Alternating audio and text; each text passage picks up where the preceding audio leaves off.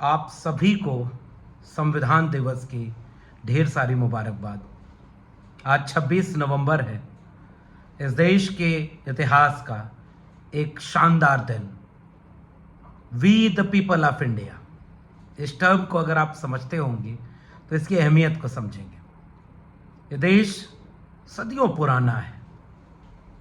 दुनिया की कुछ सबसे पुरानी सभ्यताओं में से एक ये देश तमाम उतार चढ़ावों के बाद, तमाम खराबियों और खूबियों के साथ अपने इतिहास के कारवां को बढ़ाते हुए आज 2023 तक पहुंच चुका है और आगे भी जाएगा। मगर इस देश में बहुत सारी खूबियों के साथ बहुत सारी खामियां भी थीं, जो स्वाभाविक है। दुनिया की सबसे पुरानी सभ्यताओं में से एक सैंधव घाटी सभ्यता, विज्ञान और तकनीक का एक ऐसा दृश्य जिसने दुनिया को आश्चर्यचकित किया कि उस जमाने में समकोण पर काटती हुई सड़कें, उत्तम जल निकासी व्यवस्था, स्नानागार, अन्नागार, अद्भुत शैली और मुद्रा का प्रयोग, इस तरह से अद्भुत एक इतिहास जो दुनिया के बहुत कम देशों में मिलता है। यानी इस दुनिया के इस कोने में, यानी जिसे हम भारत कहते हैं, यहां पहले से ही ज्ञान विज्ञान का एक संस्कार रहा। मगर वक्त ने करवट बदली।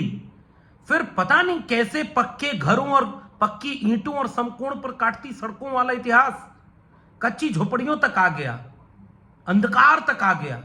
यानी कुछ था जो दो हिस्सों में टकरा रहा था।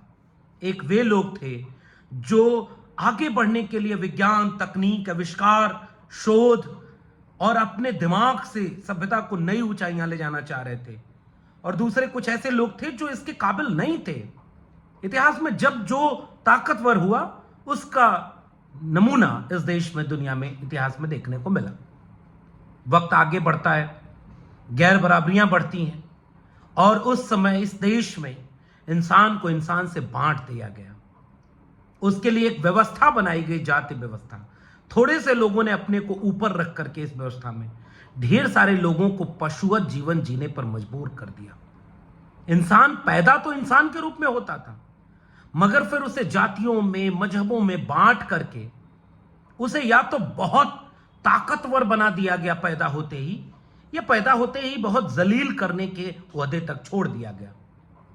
वक्त करवट बदलता गया, संघर्ष होता चला गया।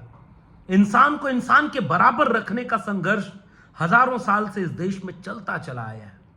हम बार बार जब जिक्र करते हैं बुद्ध की, आजीवक की, महावीर की, हम बार बार जब इतिहास में याद करते हैं कबीर, रैदास, पलटू दादू, बुल्ले शाह, बाबा फरीद की, गुरु नानक, चोखा मेला की, हम इतिहास में याद करते हैं फूले अंबेडकर, पेरियार की, भगत सिंह, डॉक्टर अंबेडकर, डॉक्टर राम मनोहर लोहिया की, बिरसा मुंडा, जयपाल सिंह मुंडा, सिद्धू कानू, सावित्रीबाई फूले, फातिमा शेख को, अब्दुल कयूम अंसारी को, तो इन सब के पीछे एक परंपरा का बोध जुड़ा हुआ है, और यह वह परंपरा है जो इंसान को इंसान के बराबर देखना चाहती थी।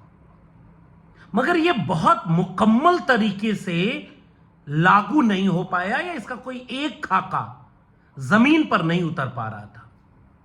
फिर वक्त करवट बदलता है और आज का दिन 1949 में आता है, यानी 26 नवंबर 1949। और इस दिन एक इतिहास लिख दिया गया, पहला इतिहास, कि यह देश कैसे चलेगा। संविधान सभा बनी। उस सभा के सामने यह शुरुआत का, कि संविधान सभा की शुरुआत, संविधान की शुरुआत कैसे हो, इसको लेकर के जब विवाद आया, कुछ लोगों ने कहा भगवान से शुरू करो, कुछ ने खुदा गॉड की बात की। बाबा साहब ने यह कहा कि वोटिंग होगी, और यहां से आप अपने इस नए भारत को देखिए, समझिए। वोटिंग में भगवान, खुदा, गॉड सब हारते हैं। We the people of India, हम भारत के लोग जीत जाते हैं, जिससे भारत के संविधान की शुरुआत होती है। और यहां से मैं इसलिए कहता हूं एक नई इबारत, अब उस दिन से इंसान के रूप में लोग पैदा होंगे तो इंसान के रूप में जिएंगे। उनको बराबरी का हक मिला भारत के संविधान से। उसके पहले तो बंटवारा था, लेकिन आज ही के दिन बाबा साहब डॉक्टर भीमराव अंबेडकर ने संविधान सभा की आखिरी बैठक में, क्योंकि आज के दिन वो सौंप दिया गया, तो 26 जनवरी को बाबा साहब ने 2 चेतावनियां दी थी कि कोई भी दुनिया का कोई भी संविधान कितना भी अच्छा क्यों ना हो, मगर यदि उसे लागू करने वाले लोग अच्छे ना हुए तो वो कागजों का पुलिंदा मात्र बनकर रह जाएगा। 2023 के भारतवासियों, एक बार विचार करना कि इस चेतावनी के बाद हम कितना इस चेतावनी को समझ पाए और आज कहां खड़े हैं। और दूसरी चेतावनी बाबा साहब अंबेडकर ने दी कि हमने आज से एक व्यक्ति एक वोट का अधिकार देकर राजनीतिक बराबरी तो इस देश को दे दी, मगर यदि इस देश में आर्थिक और सामाजिक गैर बराबरी दूर न हुई तो इस राजनीतिक बराबरी के कोई मायने नहीं निकलेंगे या आधारहीन होगी। एक बार विचार करें कि हमने सामाजिक और आर्थिक गैर बराबरी दूर करने में कितनी यात्रा तय की है। और इसलिए मैं कहता हूं, आजाद भारत, जो आजादी तो केवल औपनिवेशिक ताकत से मिले, मगर ढेर सारी आजादी इस मुल्क को चाहिए थी जातिवाद से, मनुवाद से, गैर बराबरी से, भुखमरी से, बेकारी से, अशिक्षा से, हिस्सेदारी की लूट से, श्रम की लूट से, लैंगिक गैर बराबरी से। और वो एक स्वप्न था जो भारत की उन सूखी आंखों में देखा गया था, और संविधान ने इस देश के हर नागरिक के आंखों में एक उम्मीद पैदा की थी कि हां, एक नया भारत बनेगा तो हम सब बराबर होंगे। हजारों साल के शोषण और अन्याय के खिलाफ एक बराबरी का भारत बनेगा। जिन्हें पढ़ने से रोका गया, अब उनको भी स्कूल जाने का मौका मिलेगा। जिनकी जमीन का मालिकाना हक न था, रोजगार के अवसर न थे, जाति धर्म देख करके बंटवारा था, वो सब खत्म करके हम सबको बराबर का अवसर देंगे। इसलिए एक शानदार प्रस्तावना लिखी गई जिसका केंद्रीय तत्व है न्याय, समता, स्वतंत्रता, बंधुता, और यही संविधान की मूल चेतना है। इसलिए 26 नवंबर के दिन उस इतिहास को याद करने का दिन है कि उस न्याय, समता, बंधुता, उस आजादी को हम कितना हासिल कर पाए, इसका मूल्यांकन करने का दिन है। मूल्यांकन इस बात का कि हमने जो आंखों में ख्वाब पैदा किए थे इस मुल्क की हर आवाम के खिलाफ, हर आवाम के आंखों में एक ख्वाब जो पैदा किया गया था, वो कितना मुकम्मल हो सका, कितना सफर तय कर पाया। और आज इस संविधान से मिला हुआ हक, बराबरी, न्याय का कहीं ऐसा तो नहीं कि छीना जा रहा हो। 2023 के भारत में सांस लेने वाले हम सब नागरिकों को आज के दिन को 2 रूपों में मनाना चाहिए। पहला मूल्यांकन के रूप में और दूसरा संकल्प के रूप में। मूल्यांकन इस बात का कि जिस सफर पर चल के निकले थे वो कहां है, जिस शहर के धुन में निकले थे वो शहर दिले बर्बाद कहां, वो कहां है वो शहर। एक तो इसका मूल्यांकन, कितना हासिल हुआ और कितना हासिल होना बचा है, किस को कितना हासिल हुआ, कौन अभी हासिल होने से पीछे रह गया, वह भी तो भारत का नागरिक है। तो इसकी पड़ताल बहुत जरूरी है।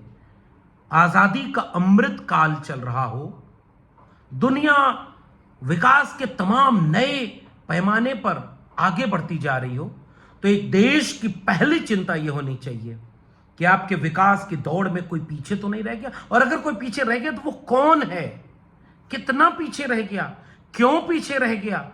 इन सब के आंकड़े जुटाने के लिए जाति जनगणना होनी चाहिए, क्योंकि जाति जनगणना केवल जाति का आंकड़ा नहीं है, ये तो बिहार ने साबित कर दिया है।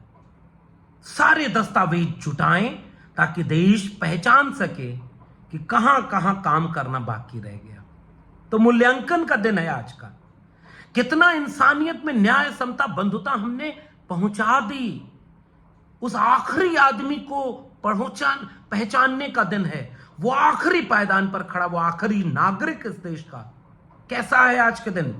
मूल्यांकन इसका करें, मूल्यांकन इसका करें कि इन सारी चीजों में हमने कितना कुछ पाया है। ऐसा नहीं है कि हमने कुछ नहीं पाया है। बहुत कुछ मिला है, लेकिन हां बहुत और कुछ था जो नहीं मिल पाया। इसलिए आज के दिन को मूल्यांकन के दिन में याद करना चाहिए। और दूसरा, आज के दिन को संकल्प दिन के रूप में रखना चाहिए। अगर हम ये दावे से कहते हैं और समझते हैं कि संविधान के पहले का भारत कोई बहुत खूबसूरत गर्व करने वाला नहीं था, शर्म करने वाला कई जगहों पर था। जहां गर्व करने वाला है वो दुनिया गर्व करती है। हम भी गर्व से कहते हैं, सीना तान कर कहते हैं कि हां ये बुद्ध का देश है, ये कबीर पलटू दादू भीखा बुल्ले शाह का देश है, ये नारायण गुरु बसवन्ना चोखा मेला का देश है, ये फूले अंबेडकर पेरियार का शाहू का देश है, जयपाल सिंह मुंडा बिरसा मुंडा का देश है, सावित्रीबाई फूले अब्दुल कयूम अंसारी का देश है, भगत सिंह और गांधी का देश है।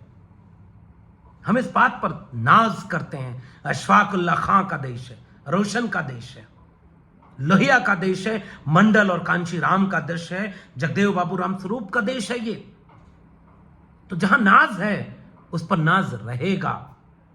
मगर हां, इसी देश में कुछ शर्म की भी जगह थी। मूल्यांकन करिए उन जगहों को हम कितना भर पाए, और संकल्प करिए कि जो हासिल हुआ इस संविधान से कहीं छीना तो नहीं जा रहा। कुछ ऐसी ताकतें जो पहले दिन से इस संविधान को जहन से कबूल न कर सकी थी, इस मुल्क की जमहूरियत को कबूल करने से जो इनकार कर रही थी, जिनके जहन में इस मुल्क का आईन आज तक नहीं जा पाया, क्योंकि उनके वर्चस्व को, उनकी हेजेमनी को वो तोड़ करके सबको बराबर करना चाहता था, कहीं वे ताकतें आज सत्ता में पहुंचकर इस संविधान को बदलने का ख्वाब तो नहीं देख रही। इसका भी मूल्यांकन करिए, और यहां से फिर संकल्प लेने का दिन है कि इस आन बान शान पर, इस मुल्क के आईन से छेड़खानी हम नहीं होने देंगे। इस मुल्क के आईन को बचाएंगे, क्योंकि मुल्क के आईन ने, इस मुल्क के दस्तूर ने, भारत के संविधान ने हमें यहां तक पहुंचाया है। हमें से इसका लाभ हमने लिया है। ये न होता तो हम जाने किस रूप में होते। ये है इसलिए हम ऐसे और यहां तक पहुंचे हैं, और आगे भी हमारे जैसे लोग आए, आगे भी हमारे जैसे लोगों को हक, अधिकार, न्याय, समता और आजादी मिले, इंसान की जिंदगी मिले।